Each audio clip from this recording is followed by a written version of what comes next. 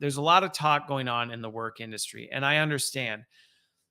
You hear the headlines of either AI is coming for everybody's job, or you hear the headlines that no, AI is not going to do anybody's job. It's just going to augment and all this other stuff. And I tend to be more in that camp where I don't necessarily see it coming for people's jobs, at least not if you really care about how well those jobs are done. But stories like this come out and you go, this reinforces kind of going back to my earlier point with the Dell employees to don't get cocky. So the person came out, they of course kept things anonymous. They didn't share what company they're at, but they told their story, and it honestly is a tragic story. They worked for a company.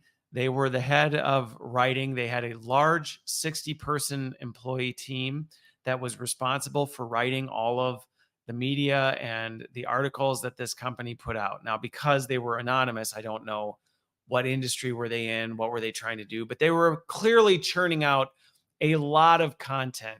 And what happened is the Gen AI thing started coming in, and this was the leader of this big group. And at first it started with, hey, bring Gen AI in to help augment your team and their stuff and help them produce this and set up your workflows to be optimized to use AI and all of this stuff. And then pretty soon he had to cut big parts of his team. And it just kept happening to the point where he was the only one left, basically just pushing buttons on these automated AI workflows. And then he got let go on this. And so, to people out there who may be kind of clinging tightly to this idea that no, AI will never replace my job, or I have no reason to fear any of this, you should be rightfully concerned, especially your biggest threat is complacency.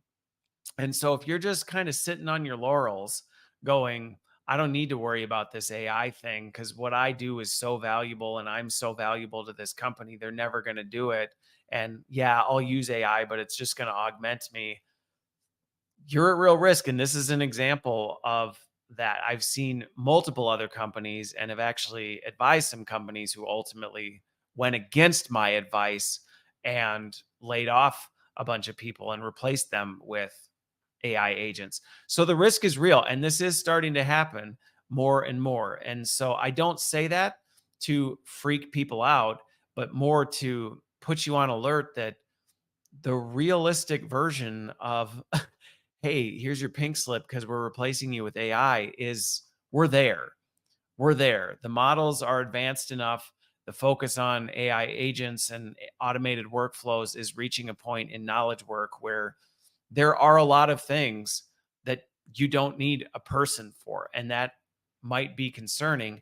Now, the part that I will respond to this because, like I said, I don't think people should walk away with this with fear, but more a greater alertness and a greater desire to say, hey, I don't want that to happen to me. So, what can I do about it? So, first of all, when I actually dug into the story a little bit more, the writing should have been on the wall on this one from the beginning. So, as you looked into the kind of articles and really the workflow of what this writing team was doing, their job was to scrape the internet for the most viral content, things like that, then to repackage it under their company's brand and then put it out as quickly and in as much volume as humanly possible.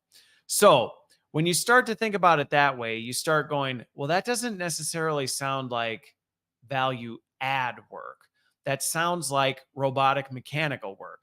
Red flag right there.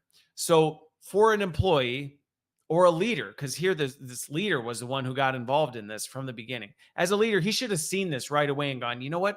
I actually don't know that the work that we're doing is actually adding a lot of value. So if you're a leader, you should be looking at where these things start to come in and go, what else could we be doing? Yeah, maybe that part of the work needs to still happen, but what is the other part of the work that we need to do? And this is one of the risks that I see all the time where people just keep trying to do more and faster and not also looking at where can we be adding more value and doing more meaningful work. They just get the blinders on and it's like, how do we just keep doing the work we're doing, but do it faster and create more of whatever it is.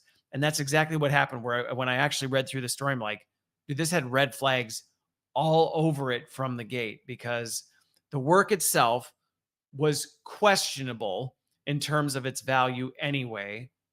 And then as AI started getting involved, all the people, all the teams, everything was just focused on do more of it faster. So if you're an employee and you find yourself in a situation where all of a sudden you're being asked to do more with AI, don't put those blinders on. And if you're a leader at being asked to take your organization with AI and start moving things forward, don't focus all your attention on just doing more faster, because that is putting you at a high risk. Because watching this thing play out, I'm like, yeah, you could have seen this coming miles away. You had these AI models come in, instead of starting to look for where you could be adding more value, where you could have been spending more time consulting with your business partners, deeply understanding, really layering this, you just got on the hamster wheel of doing this. And naturally, if you let that happen, pretty soon your company is just going to go, I mean, aren't we just producing more of this stuff that isn't necessarily adding more value? And because you can get sucked into this cycle where AI is just having you do more faster, your head is so far down, you're not looking up going, hey, like, how am I maintaining relationships? How am I making sure that I'm staying connected to other parts of the business? And you go into your isolation chamber where you're just churning work out. Pretty soon, your stakeholders, the other people making decisions about where should we invest, who are the people we want to keep around, pretty soon they don't really even remember who you are or what you do. They just see the output, and they know that AI is doing a lot of it. And pretty soon the questions start happening of, couldn't AI just do this? And the answer to it is, well, yeah, it could. And so I absolutely think it's tragic for this leader and the 60 people underneath them. But I think to anybody who watches and listens this, who doesn't want this same cycle to repeat for them, there are some steps that you could be taking to prevent this from happening. Because I could absolutely see a world where that company still kept those 60 employees, and they're just doing wildly different things alongside this other stuff. But they got sucked into the trap of, hey, here's what we do today. Now we have AI. Let's just do more of it, and let's do it faster. And we'll just keep running down that cycle. And that's how we're going to demonstrate value to the company. And sure enough, eventually the company went, we don't need you to do that. So leaders and employees, watch out for this stuff. Be objective and critically analyze, is the work I'm doing meaningful, value add work? And you're never going to get to 100% meaningful value add work. But is the vast majority of your work stuff that you think it's valuable because you do it? But would anybody else say the same thing? And if you don't know, go ask. Go talk to other people. Ask them the perception of your group. Sometimes these conversations are really hard to have. But honestly, go ask around. Find out if people value the work that you're doing, if they're getting benefit from it. What is your perception outside your org? Look for those truth tellers that'll tell you the truth about it. If you are, great, but chances are there's probably some opportunity there. Then as you start to augment the AI piece, don't get trapped in the hamster wheel of just doing more faster. Because the thing is, even if the work you're doing is valuable and meaningful, and you think, well, AI is just an augment to it, so I'll just be able to do this meaningful work more and faster. I'm watching these things advance. The things you think only you're capable of, it's not going to last that long. So you need to be a step ahead of it going, all right, this was meaningful, valuable work. It's now being augmented by AI. Now a good chunk of that meaningful, valuable work isn't really quite so meaningful, valuable because AI is able to do it better. What are the next things that I could be doing? And then the third piece I would just say is make sure, I tell people this all the time, make sure you're spending a decent chunk of your time at work building relationships, staying connected with people outside of your functional silo, doing things like that, socializing the value that your work is doing, and getting that objective feedback to where it's not, so that you can pivot and adjust. Too often, and this isn't just an AI problem, this is what happens. And I've seen this happen being in leadership positions in big orgs for years. Functions get so used to just doing the work they're doing, they go heads down, they get siloed in that work. Pretty soon, everybody forgets what it is they really do. And then people start asking the questions when times get tough. Because when times are great, people aren't asking these questions. You'll deal with functions that you don't really know what they do and you don't really know who's over there or anything like that. But when uncertainty hits or finances get a little bit tighter, people get in a room and they start going, hey, we got to get to this.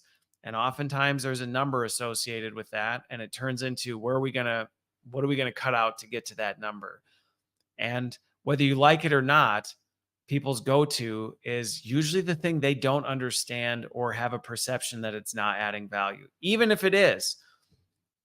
And you don't want to be that. And that's not just a threat from AI, but AI is going to exacerbate and accelerate that threat like it does with anything. The threat existed before.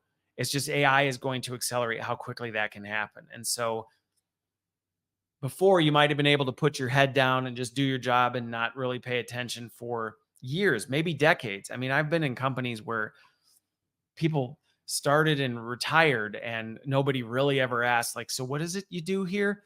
AI is just going to accelerate that and you're not going to be able to get away with it for long. So that's my warning to people, not again to freak them out, but really to have you think critically about this and take action. So hopefully that little segment will encourage you to go through those exercises and get started on it now, because I don't want to see anybody in the situation this leader and his 60 employees found themselves in, where they get completely blindsided by AI.